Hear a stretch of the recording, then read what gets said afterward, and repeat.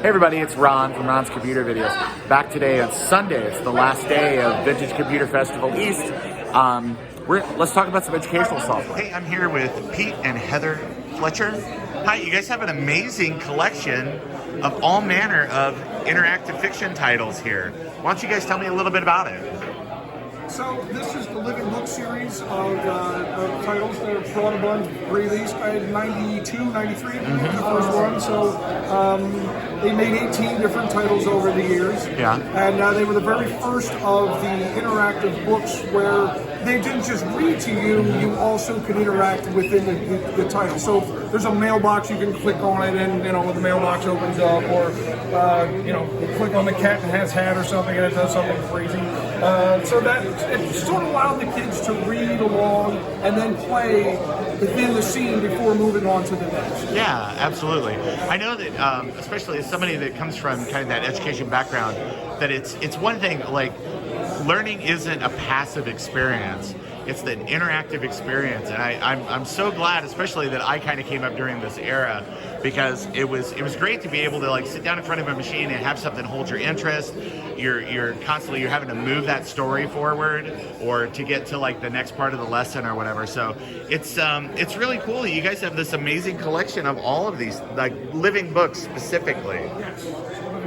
Yeah, but I saw this yesterday, and there were some young people that were over here, when I mean young people, I mean actually kids that were looking at this. But I mean, what's been the reaction from kind of older people that maybe have gone through school and saw this? Did you have any gee whiz moments? We have. We've had a couple people who remember playing them as children, and it was kind of like that warm chocolate chip cookie feeling. I remember that when I was a kid. We had one gentleman who came by and remembered the Just Grandma and Me, but he played it in Japanese.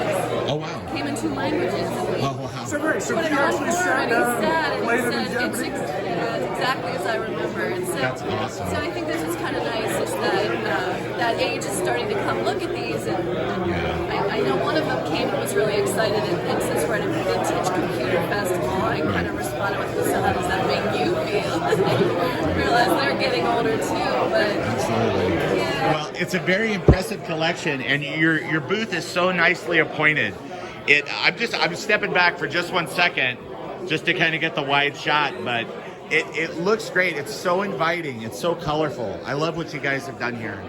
Thank you. So thank you very much for coming to the show and kind of reminding people about the importance of edutainment software in this hobby. I mean, because again, for a lot of kids, especially my parents, they were going to buy me Doom or something like that, but they'd buy me interactive fiction titles or something that kind of got your brain moving more than just your Twitch sort of skills. So. Well, I had these in a class on preschool in the mid-90s to early 2000s. Oh, wow. So these computers were in my classroom. Oh, that's amazing. And I think what was great then was that most of the children probably had computers in their homes, but a lot of it wasn't geared towards their age. So their first access to using the computer was in my classroom. Right. So it was great. I mean, everything about it was education, not just the software, but learning the mouse, learning how to turn it on, learning how to take the turns, how to use it. So that was a lot of fun. I mean, now I think kids are born with a tablet in their hand. Sure. Yeah. I mean, was, most schools have that one-to-one program or something like that. So you don't see as many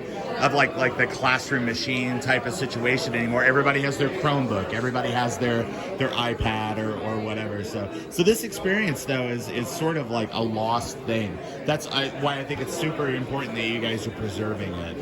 So just in general, the original programmer and one of the CTO from Rotobund have brought the rights back to a number of the Living Book series. Yeah. They're now available in the App Store for iOS devices. Right, yeah, So I was going to say, it's a modern update, yeah. It's called Wonderful, not Wonderful, but Wonderful Interactive, and that's who produces now. So now if you have a small child and you're interested in these, they are available for you if you have an iPad. That's awesome. So, yeah, definitely reach out, check the App Store, find some titles that maybe appeal to the young people in your life and kind of keep this hobby alive. So, but Heather, thank you so much.